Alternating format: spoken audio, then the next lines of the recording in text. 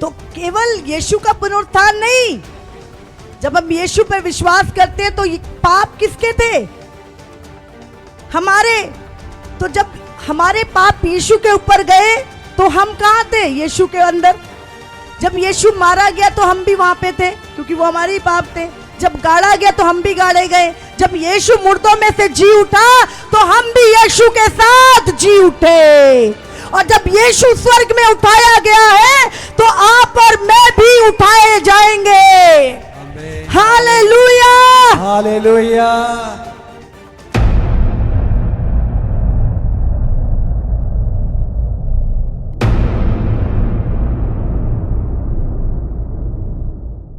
उत्पत्ति से, जब इंसान की उत्पत्ति हुई थी, जब आप और मैं नहीं थे, पहला हमारा जो पिता आदम, जहां से पूरी मानव जाति निकली, जहां से पूरी सृष्टि निकली है, आपको क्या लगता है? परमेश्वर ने बहुत सारे इंसान बनाए थे। एक हिंदू बनाया, एक मुसलमान बनाया, एक ईसाई बनाया, हाँ, एक जैनी बनाया, एक और धर्म का। तो परमेश्वर ने बहुत सारे इंसान बनाए। भाई इससे ये इंसान पैदा होंगे, इससे ये होंगे। दिमाग पे जोर डालो जरा। ऐसा किया था क्या ईश्वर ने? ईश्वर ने क्या किया? ईश्वर ने एक ही इंसान बनाया था और एक औरत बनाई थी, समझ रहे? और उनसे जो जनरेशन निकली, क्योंकि परमेश्वर के साथ कोई संबंध नहीं रहा पाप के कारण, परमेश्वर ने आदम को जो आज्ञा दी थी उसने तोड़ दी। क्योंकि प्रभु ने कहा था जिस दिन तू इस आज्ञा को तोड़ेगा उस दिन तू मर जाएगा। और आदम का जो संबंध था वो परमेश्वर से पूरी तरह, वो फल नहीं था केवल। आदम को परमेश्वर ने कहा कि जिस दिन तुम इस पेड़ का फल खाओगे उस दिन तुम मर जाओगे। और उसने, हव्वा ने, उसकी पत्नी जो थी, उसने उस फल को तोड़ा। वो फल जब टूटा तो परमेश्वर के साथ संबंध टूट गया अनाज्ञाकारिता के कारण इंसान का। और अब इंसान के पास कोई रास्ता नहीं था कि वो परमेश्वर से द्वारा मेल मिलाप कर सके, क्योंकि मनुष्य पापी हो चुका था। अब एक ऐसा व्यक्ति, परमेश्वर प्रेम तो बहुत करता था पर वो न्याय से, वो अपने वचन से बंधा हुआ था। इसीलिए परमेश्वर ने एक योजना, जो आदि से हजारों साल पहले परमेश्वर ने जो योजना बनाई कि स्त्री का वंश, क्योंकि आदम का जो वंश था वो पापी हो चुका था, तो परमेश्वर ने बताया कि स्त्री का वंश इस दुनिया में आएगा और वही शैतान को कुचलेगा और जो नियम है उसे पूरा करेगा। तो यीशु का आना अचानक नहीं था कि वो अचानक से प्रकट हो गया। यीशु का आना अनादिकाल से था और इसके विषय में हजारों भविष्यवक्ताओं ने भविष्यवाणियां की। वो कहाँ पैदा होगा, किस नगर में होगा, कैसे जिएगा, कैसे मरेगा, क्या होगा, वो सारी भविष्यवाणियां अलग अलग समय पर अलग अलग भविष्यवक्ताओं के द्वारा पूरी हुई। और जब समय नियुक्त था, जो यीशु मसीह आज से 2000 साल पहले मरियम के पास आया, मरियम जो पवित्र थी, शुद्ध थी, और उसने कहा कि ये मरियम, तेरे गर्भ में पवित्र आत्मा उतरेगा, परमेश्वर का आत्मा, और तेरे एक पुत्र होगा, तू उसका नाम यीशु रखना। वो लोगों को उनके पापों से मुक्ति दिलाएगा। और उसके आने से पहले फरिश्ते स्वर्ग से आकर मरियम को बोल के गए। और जब समय आया तो मरियम गर्भवती हुई और उसने एक पुत्र को जना जिसका नाम यीशु था।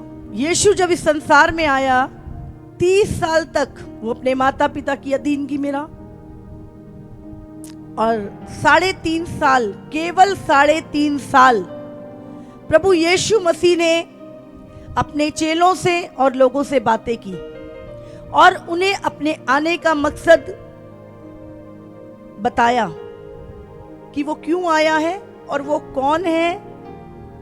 ये सारी बातें यीशु अपने चेलों से पहले ही करने लगा।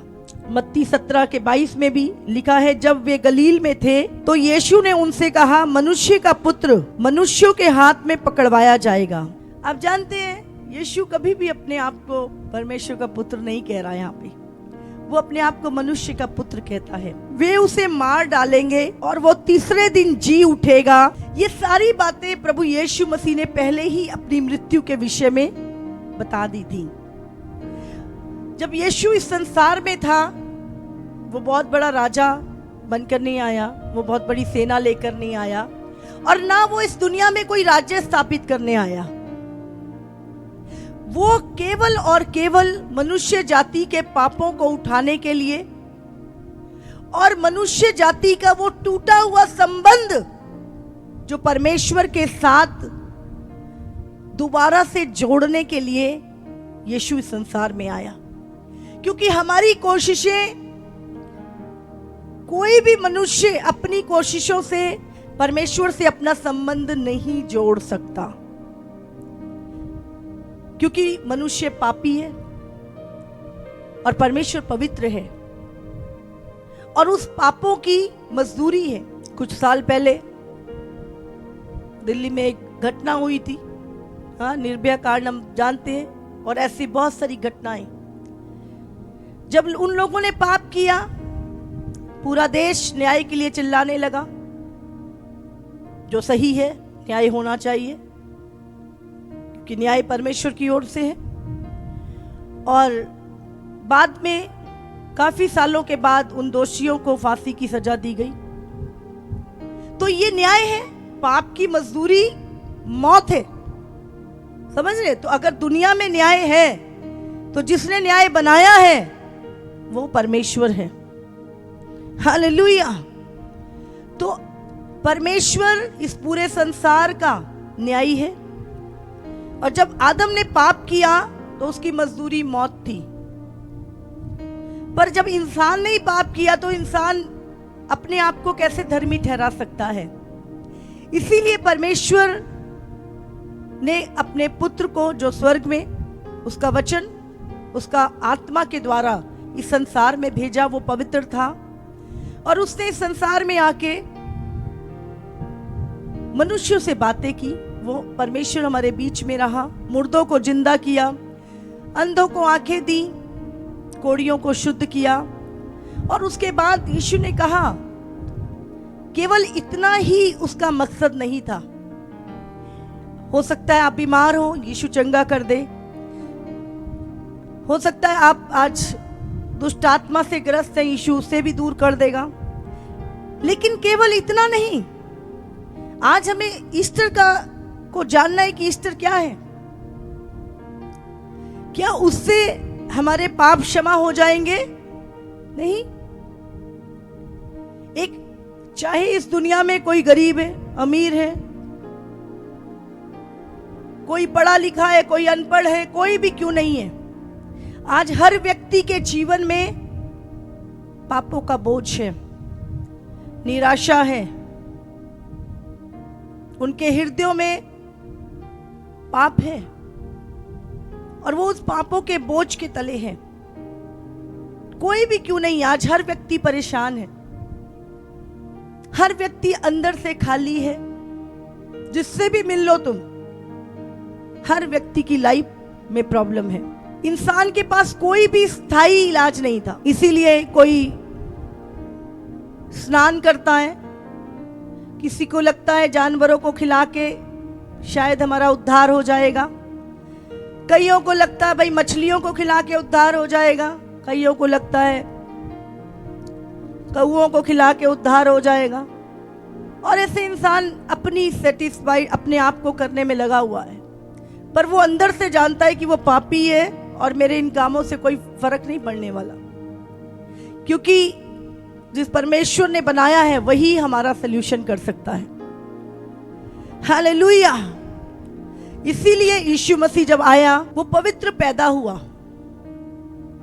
वो केवल और केवल स्त्री से पैदा हुआ, क्योंकि वो परमेश्वर पवित्र है। इंसानी रूप में क्यों आना पड़ा? क्योंकि बाइबल कहती है कि पाप की मजदूरी मौत है। तो कोई आत्मा नहीं, मनुष्य ने शरीर में पाप किया तो शरीर में ही परमेश्वर को आना पड़ा, ताकि वो मनुष्य के पापों को अपनी देह पर ले सके। आज लोग बोलते हैं परमेश्वर था तो मर क्यों गया? वो तुम्हारे लिए मरा, वो तुम्हारे पापों के लिए मरा, और उसने पहले से बोल दिया वो तुम्हारे पापों के लिए मारा जाएगा। और यीशु मसीह जब समय पूरा हुआ और वो दिन आया, उस दिन यीशु मसीह क्रूस पे चढ़ाया गया। उसके हाथों में पैरों में कीलें ठोकी गई, उसके जो कोड़े मारे गए वो नुकीली कीलों से मारे गए, उसके बदन का मांस छल्ली छल्ली हो गया। पूरा बदन पे कोई ऐसी जगह नहीं थी जहां पे खून नहीं बह रहा था। यीशु मसीह ने कांटों का ताज पहनाया गया। और उसके बाद यीशु जब क्रूस पे था तो उसने कहा पूरा हुआ। मनुष्य जाति के उद्धार का काम, परमेश्वर से मिलने का कार्य पूरा हुआ। और यीशु मसीह ने क्रूस पर अपने प्राण त्याग दिए, परमेश्वर को दे दिए। और उसकी आत्मा 3 दिन के लिए अधोलोक में चली गई, जहां पे 3 दिन की उद्धार की मीटिंग रखी गई। और वहां पर बहुत सारी आत्माएं कैद थी जो पापों के कारण उस जलन वाले स्थान में, आग वाले स्थान में थी। और यीशु की आत्मा वहां पे जाकर, शरीर तो नहीं थे उनके, पर उनके पास आत्मिक शरीर थे, वो आत्मा में थे। और यीशु ने वहां पर 3 दिन उसकी आत्मा ने प्रचार किया और उनको कहा चलो अब तुम भी मेरे साथ चलो। और उसके बाद यीशु ऊपर आया और तीसरे दिन ईस्टर संडे यीशु मसीह मुर्दों में से जी उठा। हालेलुया। और अगर हम यूहन्ना 20 जब पढ़ते हैं, लिखा है सप्ताह के पहले दिन मरियम मगदलीनी भोर को अंधेरा रहते ही कब्र पर आई और पत्थर को कब्र से हटा हुआ देखा। तो क्योंकि यीशु ने कहा था पहले से अपने चेलों को कि मैं तीसरे दिन मुर्दों में से जी उठूंगा, तो वहां के जो रोमी सरकार थी जिसने यीशु को क्रूस पे चढ़ाया था, यीशु को चढ़ाया था, लेकिन यीशु ने अपनी मर्जी से अपने आप को दिया था। उसे कोई पकड़ नहीं सकता था, उसे कोई मार नहीं सकता था। जब यीशु मसीह को गतसमनी में पकड़ने आए तो यीशु ने कहा किसको ढूंढ रहे हो? उसने बोला यीशु को। बोले मैं ही हूं, चलो मुझे पकड़ के ले चलो। समझ रहे? तो उसको कोई पकड़ने नहीं आया, उसे खुद से अपने आप को, अपने जीवन को हमारे लिए दिया था। तो यहां पर हम देखते हैं, तो उसने जब बोला था तो वहां की जो सरकार थी वो और अलर्ट होगी, बोली ये तो मुर्दे भी जिंदा करता है और अब ये मर गया और अगर ये दोबारा से जी उठा तो भाई गड़बड़ हो जाएगी। तो उन्होंने क्या किया था, बहुत सारे सैनिक जो थे वो उस कब्र की रखवाली करने के लिए वहां पे बिठा दिए थे। भाई इसने बोला है तीसरे दिन जी उठेगा। तो एक कब्र के ऊपर बहुत बड़ा पत्थर लगा दिया था जिसे कोई इंसान हटा नहीं सकता था, अकेला इंसान, बहुत बड़ा पत्थर। तो जब ये मरियम मगदलीनी वहां पर जाती है तब वो दौड़ी कब्र के अंदर, और सिमोन पतरस ये कहां दौड़ी? ये वापस दौड़ी चेलों के पास। सिमोन पतरस और दूसरे चेलों के पास जिससे यीशु प्रेम रखता था, आकर कहा वे प्रभु को कब्र में से निकाल ले गए हैं और हम नहीं जानते कि उसे कहां रख दिया है। तब पतरस और वो दूसरा चेला निकलकर कब्र की ओर चले। वे दोनों साथ साथ दौड़ रहे थे, परंतु दूसरा चेला कौन था जिससे यीशु ज्यादा प्रेम करता था? यूहन्ना था। वो बढ़कर कब्र पर पहले पहुंचा और झुककर कपड़े पड़े देखे तो भी वो भीतर ना गया। तब शिमोन पतरस उसके पीछे पीछे पहुंचा और कब्र के भीतर गया और कपड़े पड़े देखे, और वो अंगोछा जो उसके सिर से बंधा हुआ था कपड़ों के साथ पड़ा हुआ नहीं, परंतु अलग एक जगह पर लपेट कर रखा हुआ देखा। तब दूसरा चेला भी जो कब्र पर पहले पहुंचा था भीतर गया और देखकर विश्वास किया। वे तो अब तक पवित्र शास्त्र की ये बात ना समझे थे कि उसे मरे हुओं में से जीतना होगा। तब ये चेले अपने घर लौट गए। मरियम रोती हुई कब्र के पास ही बाहर खड़ी रही और रोते रोते कब्र की ओर झुककर 2 स्वर्गदूत, 2 फरिश्ते जो उज्जवल सफेद वस्त्रों को पहने हुए थे, एक सिरहाने की और एक पिताने की, जहाँ यीशु की कब्र पड़ी थी, वहां पर बैठे हुए थे। क्योंकि वो बहुत घबराई हुई थी, यीशु से बहुत प्रेम करती थी, तो उसने कहा कि उसको बिल्कुल ध्यान नहीं कि कौन बैठा। उसने वो कहने लगी, उसे सोचा कि कोई माली होगा। उसने उनसे कहा, वे मेरे प्रभु को उठा ले गए हाँ। और मैं नहीं जानती कि उसे कहाँ रखा है। यह कहकर वह पीछे मुड़ी और हाँ। यीशु को खड़े देखा, पर ना पहचाना कि यह यीशु है। और वो अपने मन में इतना दुख लेके बैठी थी और वो पहचान ही नहीं पाई। उसने मुड़ के देखा, लेकिन फिर भी वो पहचान नहीं पाई। यीशु ने उससे कहा, हे नारी, तू क्यों रोती है? किसको ढूंढती है? उसने माली समझकर उससे कहा, हे महाराज, यदि तूने उसे उठा लिया है तो मुझे बता कि उसे कहाँ रखा है और मैं उसे ले जाऊंगी। यीशु ने उससे कहा, मरियम। उसे पता था कि यीशु तो ऐसे बात नहीं करता।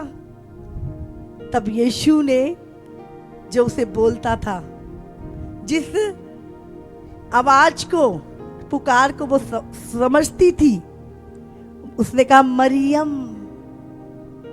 आज भी बहुत बार यीशु आपका और मेरा नाम लेके पुकारता है। Hallelujah, hallelujah. और हम जान जाते हैं कि ये आवाज यीशु की है। अब जानते हैं, बहुत बार, मुझे नहीं पता आपके साथ हुआ कि नहीं, मेरे साथ बहुत बार हुआ है। मुझे ऐसा लगता है किसी ने मेरा नाम पुकारा है और यहाँ पर यीशु पुकार रहा है, मरियम। उसी समय मरियम अपने प्रभु की आवाज को पहचान जाती है और कहती है, हे रब्बुनी। रब्बुनी का मतलब है मेरे गुरु। यीशु ने उससे कहा, मुझे मत छू, क्योंकि मैं अब तक पिता के पास ऊपर नहीं गया, परंतु मेरे भाइयों के पास जाकर उनसे कह दे कि मैं अपने पिता और तुम्हारे पिता और अपने परमेश्वर और तुम्हारे परमेश्वर के पास ऊपर जाता हूँ। अब से पहले कोई परमेश्वर को नहीं जानता था और ना परमेश्वर मनुष्य जाति का पिता था, लेकिन यीशु के द्वारा, यीशु पे विश्वास करने के द्वारा हमने परमेश्वर को जाना और परमेश्वर यीशु के कारण हमारा पिता बना। मरियम मगदलीनी ने जाकर चेलों को बताया कि मैंने प्रभु को देखा है और उसने मुझसे बातें की हैं। उसी दिन जो सप्ताह का पहला दिन था, संध्या के समय, जब वहां के द्वार जहां चेले थे यहूदियों के डर के मारे बंद थे, तब यीशु आया और उनके बीच में खड़ा होकर उनसे कहा, तुम्हें शांति मिले। और यह कहकर उसने अपना हाथ और अपना पांव, अपना पंजर उनको दिखाए। तब चेले प्रभु को देखकर आनंदित हुए। यीशु ने फिर उनसे कहा, तुम्हें शांति मिले। जैसे पिता ने मुझे भेजा है, वैसे ही मैं भी तुम्हें भेजता हूँ। यहाँ पर एक चेला था, वो कहता, नहीं नहीं नहीं नहीं, जब तक मैं यीशु के वो हाथों में जो छेद हैं उनमें अपनी उंगली डाल के ना देख लूं, मैं विश्वास नहीं करूंगा कि यीशु जी उठा है। तब यीशु आया, बोला, थोमा इधर आ, देख मेरे हाथों को, भूत के हड्डी मांस नहीं होता। हाँ, अपनी उंगली मेरे हाथों के छेदों में डाल के देख और विश्वास कर।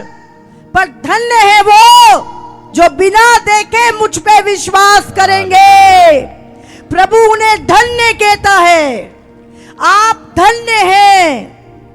Hallelujah, hallelujah.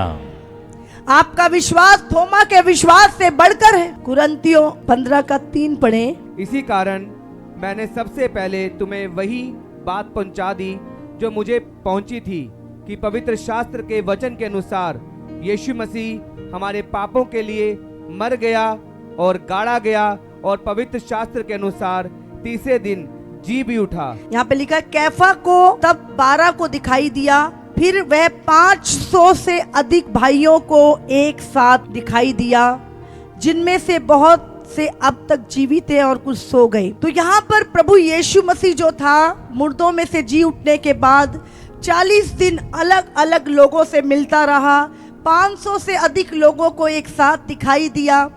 और उसके बाद यीशु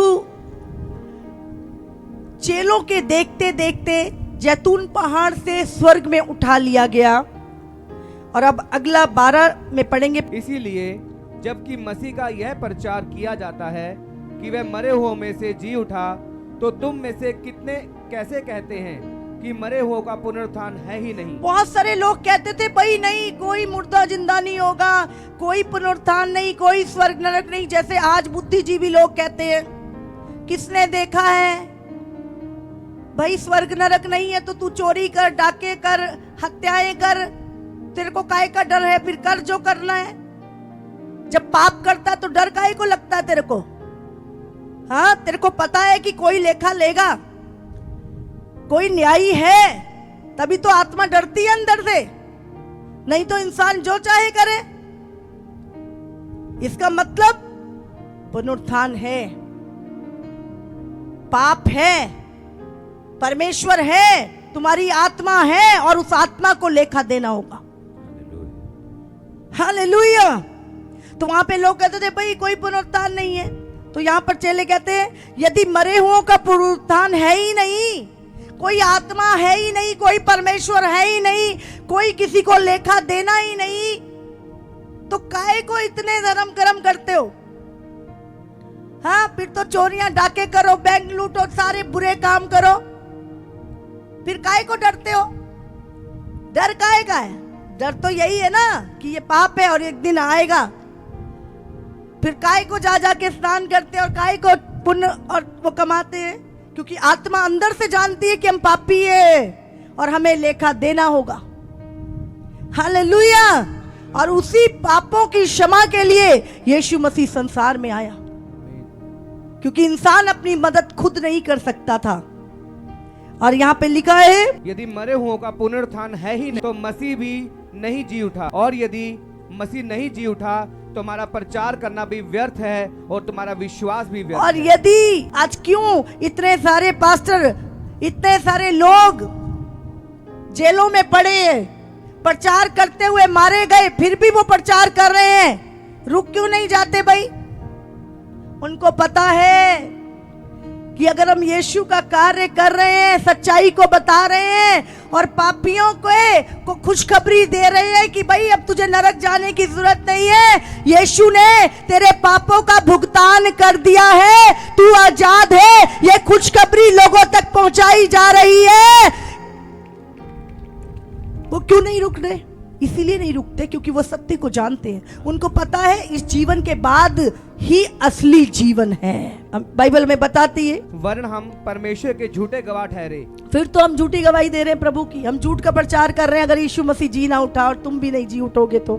क्योंकि हमने परमेश्वर के विषय में यह गवाही दी है कि उसने मसीह को जिला दिया, यदि भी नहीं जिलाया, यदि मरे हुए नहीं जी उठते तो, और यदि मुर्दे नहीं जी उठते तो मसीह भी नहीं जी उठा, और यदि मसीह नहीं जी उठा तो तुम्हारा विश्वास व्यर्थ है और तुम अब तक अपने पापों में फंसे हो।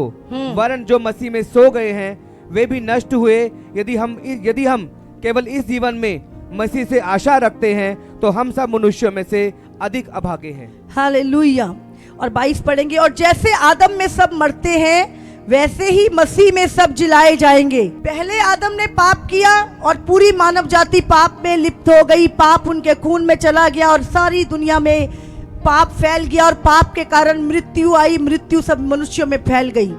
उसके बाद एक पवित्र इस दुनिया में आया जो परमेश्वर का पुत्र प्रभु यीशु मसीह, जिसने कोई पाप नहीं किया, जो हमारे पापों के लिए सूली पे चढ़ा और तीसरे दिन जी उठा। और बाइबल बताती है कि जैसे पहला फल जो आदम था, जब उसने पाप किया तो सब मर गए, हम भी मर गए, सब मर गए, आने वाले भी मरे हुए ही हैं, जो पैदा होंगे वो भी अंदर से मरे हुए हैं। लेकिन जब यीशु मसीह जो मुर्दों में से जी उठा, जब हम उस पर विश्वास करते हैं तो हम जी उठे। जिन्होंने यीशु पे विश्वास किया वो मरे हुए नहीं है, वो जी उठे हैं, उनकी आत्माओं में जीवन है, उनके अंदर परमेश्वर का आत्मा है और अब वो जीवित है और एक दिन यीशु के साथ वो महिमा में देह को पाएंगे। यहाँ पे 26 में लिखा है, सबसे अंतिम बैरी जो नष्ट किया जाएगा वो मृत्यु है, और यीशु ने सबसे बड़े बैरी को, हमारे बैरी को हरा के वो मौत पे विजय पाई और उसने न केवल खुद पर हमें भी उस मौत पे विजय दिलाई।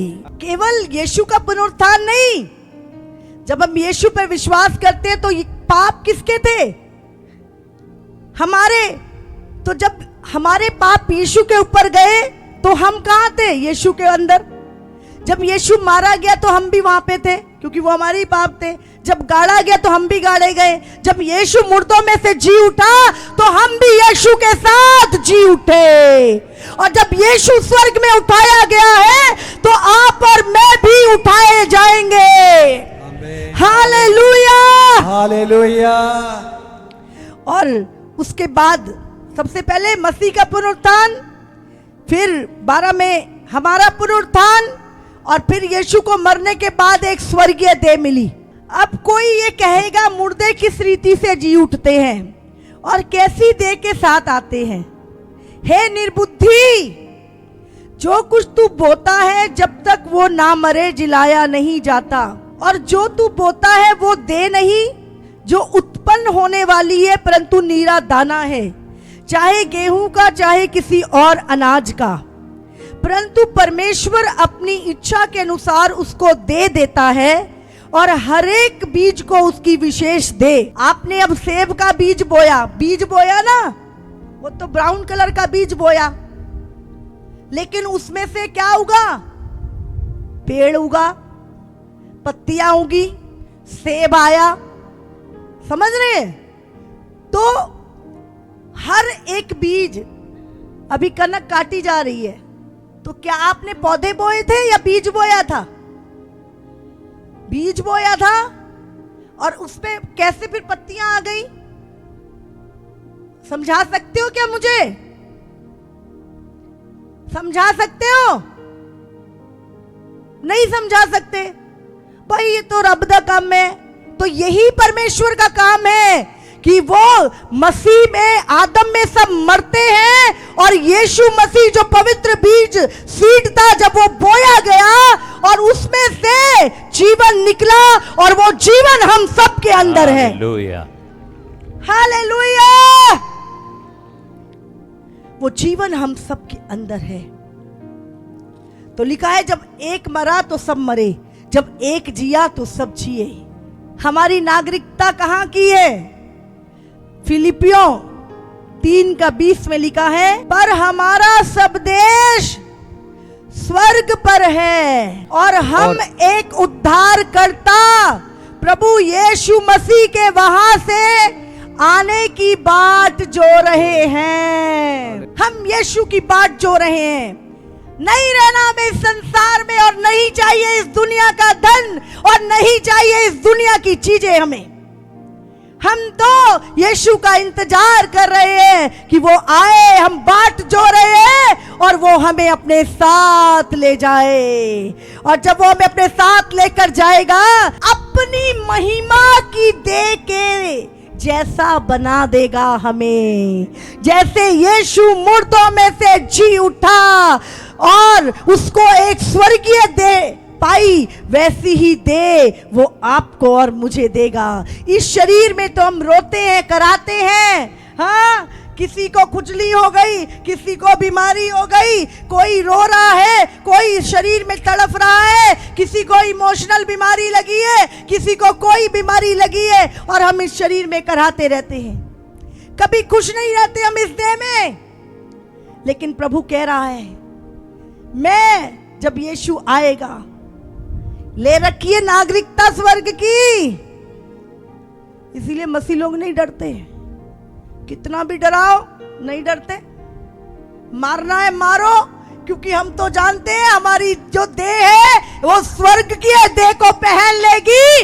तू मरेगा, मैं नहीं मरूंगी कभी भी। Hallelujah, hallelujah, hallelujah. मुझे मारने वाले नरक में जा सकते हैं, लेकिन मेरा नाम जीवन की पुस्तक में लिखा है। Hallelujah, hallelujah. हालेलुया। इसीलिए करोड़ों लोग मर गए अपने विश्वास के लिए। करोड़ों लोग। जब यीशु मसीह स्वर्ग में चला गया, उसके बाद लोगों ने यीशु पर विश्वास किया।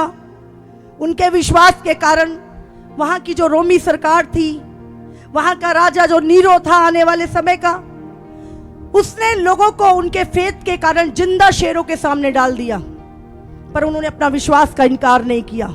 वो इतना क्रूर राजा था कि अपनी महफिल सजाने के लिए मसीह लोगों के शरीर से मोमबत्तियां जलाया करता था जिंदा देह में,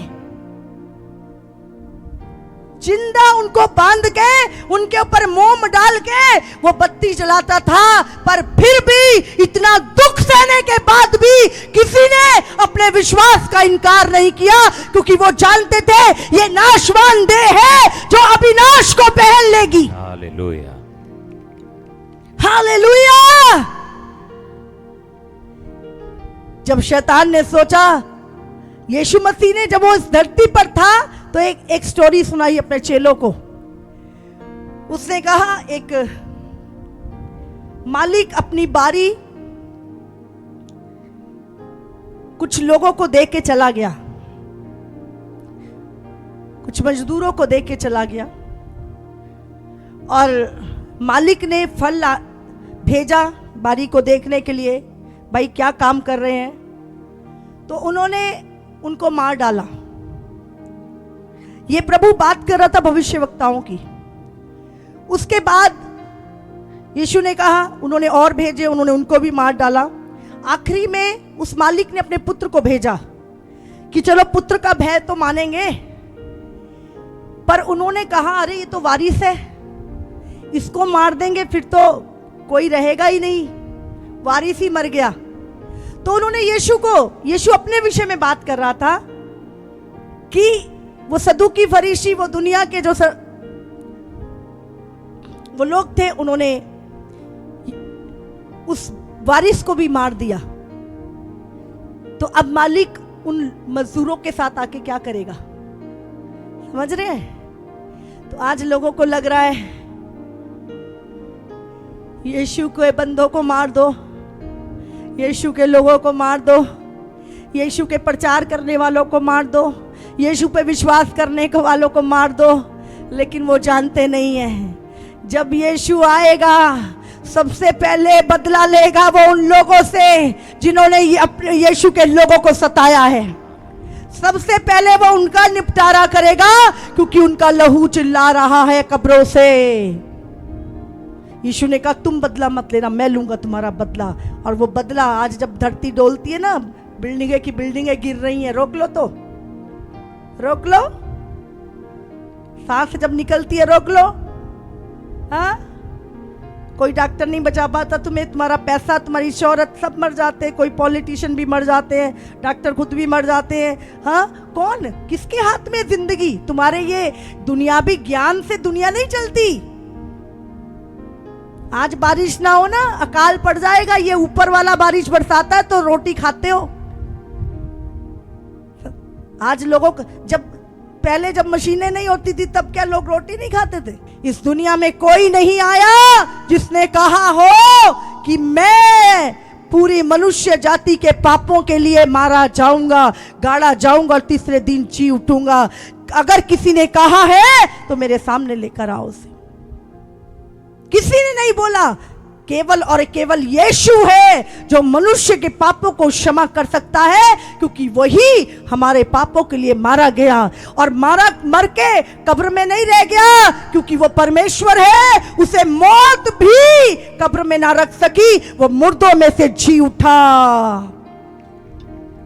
और आज यीशु कहता है, उसने कहा तुम्हारा मन व्याकुल ना हो, मैं तुम्हारे लिए स्वर्ग में अपने पिता के घर तैयार करने जाता हूं, ताकि तुम वहां रहो और फिर आकर तुम्हें ले जाऊंगा। और अब वो समय आ चुका है जब ये दीनहीन देह की दशा बदल जाएगी। हाँ, आप मोटे हैं, पतले हैं, काले हैं, गोरे हैं, बूढ़े हैं, जवान हैं, समझ रहे हैं? सबको महिमा में दे पहनाई जाएगी और सबका पुनरुत्थान होगा। सब उठाए जाएंगे जो यीशु पे विश्वास करेंगे। हालेलुया। इसीलिए इस धरती पे रहते हुए इस शरीर की अभिलाषाओं को मारो। अगर वो देह चाहते हो तो इस देह को खत्म करना है, इस देह के उस पाप और अभिलाषाओं को खत्म करना है। हालेलुया। अपने इमोशन, अपनी फीलिंग, अपना शरीर, हर चीज जब मरेगी तो यीशु जिएगा, यीशु जिएगा। हालेलुया। कितनों को समझ में आ रही है? तो चिंता ना करो, वहां पे कोई धूप नहीं, बाइबल कहती है कोई तपन नहीं, 24 घंटे ठंडी हवा स्वर्ग में चल रही है। पुनरुत्थान की सामर्थ के द्वारा तुम वहां पर होगे। तो हमारी नागरिकता यहाँ की नहीं है। जिन लोगों को लगता है अरे ईसाई धर्म बढ़ जाएगा, कब्जा कर लेंगे, भाई कितने देशों पे कब्जा करेंगे? हाँ, सब जगह मसीह है, कौन करेगा ये तो बता दो। यीशु तो कहता है मेरा राज्य इस धरती का है ही नहीं है, मेरा तो राज्य ही स्वर्ग का है। किसको उल्लू बना रहे? समझे? धर्म कोई भी हो, जो प्यार करना सिखाता है, जो पाप छुड़ाता है, जो पापों की माफी देता है, हमें धर्म की नहीं, हमें परमेश्वर की जरूरत है। आज धर्मों की उत्पत्ति तो इसलिए हुई क्योंकि परमेश्वर से दूर थे। जब परमेश्वर ही मिल गया तो फिर बाकी चीजों की क्या जरूरत? परमेश्वर खुद अपने नियम हमें बता रहा है कि ऐसे चलना है, तो इंसानों की बनाई हुई चीजों पे क्यों चले? डायरेक्ट जिसने बनाया उसके नियमों पे ना चले। हाँ के ना? जिसने बनाया है, जिसने पापों की क्षमा दी, जो मेरे लिए मरा, जिसने मौत को हराया, जिसने वायदा किया, तो उसी के पीछे चलेंगे ना। यीशु अभागे हैं वो लोग जो केवल चंगाई, बरकत, आशीष लेने यीशु के पास आते हैं। पापों की क्षमा सबसे बड़ी चीज है। ये पाप की बीमारी ना हर किसी को लगी है, और इसी बीमारी से आजादी चाहिए आज मनुष्य को। तो वो खालीपन भी भर जाएगा, वो डिप्रेशन भी चले जाएंगे, वो आनंद भी जीवन में आ जाएगा, चंगाई भी आ जाएगी, और स्वर्ग में अनंत काल का जीवन, वो नागरिकता जो स्वर्ग की है वो हमें मिल जाती है जब यीशु पर विश्वास करते हैं। आज लोग मरे पड़े, अमेरिका की नागरिकता मिल जाए, जर्मनी की मिल जाए, स्पेन की मिल जाए, भाई स्वर्ग की नागरिकता यीशु तुम्हें फ्री में दे रहा है। लोग बोलते नहीं स्वर्ग की नहीं चाहिए, हमें तो बस एक देश की चाहिए। वहां पे जाके तो शरीर ही रहेगा, आत्मा का क्या करोगे? आत्मा कहाँ रहेगी? उसकी नागरिकता ली है कहीं की कि नरक की कटा रखी है? हाँ, नरक की नागरिकता बुक कर रखी है। शरीर की तो इतनी चिंता है तुम्हें। और वही आत्मा का उद्धार करने के लिए यीशु इस संसार में आया, पापों की क्षमा देने यीशु आया। वो मुर्दों में से आज उसकी कब्र नहीं है कि वहां पे भाई कोई वो चढ़ रहा है वहां पर, वो मुर्दों में से कब्र खाली पड़ी है। और यीशु आज अपने लोगों के बीच में आके रहता है, अपने लोगों के बीच में कार्य करता है, क्योंकि उसने वायदा किया जहां 2 या 3 मेरे नाम से होंगे, मेरे होंगे, मैं उनके बीच में होऊंगा। हालेलुया। कितनों को समझ आ रही है? तो यीशु हमारे बीच में है, यीशु हमारे बीच में है। इस संसार में यीशु का और क्या है? तुम ही तो हो जो उसके हैं, जो उसका परिवार है, उसका निज भाग है। वो और कहां जाएगा? उसकी आंखें कहां लगी रहेंगी? बोलो, तुम पे ही तो लगी रहती है। तुम्हारा प्यार ही तो चाहता है यीशु, तुम्हारे लिए तो अपनी जान दी यीशु ने। हालेलुया। और तुम्हें लगता है यीशु को तुम्हारी खबर ही नहीं है, यीशु की तुम्हारी सुधी नहीं है। हालेलुया। उसका और कौन है इस दुनिया में? बोलो जरा, तुम्हारा कौन है स्वर्ग में? हाँ, और कुछ भी है क्या? किसके कारण स्वर्ग है? किसके कारण तुम स्वर्ग में जा रहे हो? यीशु के कारण। तो यीशु धरती पे किसके कारण आएगा? बोलो, यीशु पहले भी स्वर्ग छोड़ के हमारे लिए आया, और अब दोबारा से विश्वास करने वाले जो दुख सह रहे हैं यीशु के लिए, पीड़ा सह रहे हैं पर विश्वास में बने हुए हैं, यीशु उनकी पीड़ा, उनका दुख हमेशा के लिए दूर करने के लिए, सदा काल के लिए उन्हें अपने साथ ले जाएगा। आमीन, आमीन। Hallelujah, hallelujah. कोई डर नहीं, बाइबल कहती है मनुष्य के डराने से मत डरो, मत डरो। ये शरीर ही जाएगा, प्रभु क्या करेगा? आत्मा मरती नहीं है, उसको दोबारा से, जैसे यीशु का शरीर कब्र में था और यीशु ने उस शरीर को महिमा में देह बना दिया, ऐसे ही आपकी और मेरी देह भी महिमा में स्वर्गीय देह को पहन लेगी। हालेलुया। हमारी आत्मा जो अभी शरीर में, अभी ये मांस हड्डी का शरीर है, हमारी आत्मा ने अभी क्या है, कौन सी देह में रह रही है? पार्थिव देह में। फिर उसके बाद हमारी आत्मा कौन से शरीर में रहेगी? स्वर्गीय देह में रहेगी हमेशा के लिए। जैसे यीशु मसीह का पुनरुत्थान हुआ वैसे कलीसिया का पुनरुत्थान होगा। हालेलुया। तो हमें आनंद करना है। ये ईस्टर केवल यीशु का जी उठना नहीं है, आपका और मेरा भी जी उठने का दिन है। हालेलुया।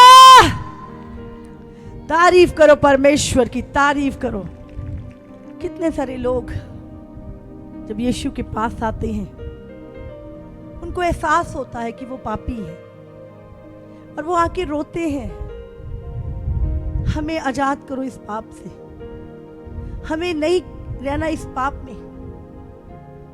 वो रोते हैं, प्रभु से पश्चाताप करते हैं और एक नया जीवन यीशु से पाते हैं और फिर वो आनंदित रहते हैं यीशु में। हालेलुया। आज इतनी दुनिया है जिनके पास पैसे की कमी नहीं है, बड़े घर हैं, सब कुछ है, फिर भी वो डिप्रेशन में है। समझ रहे? डिप्रेशन की दवाइयां खा रहे हैं।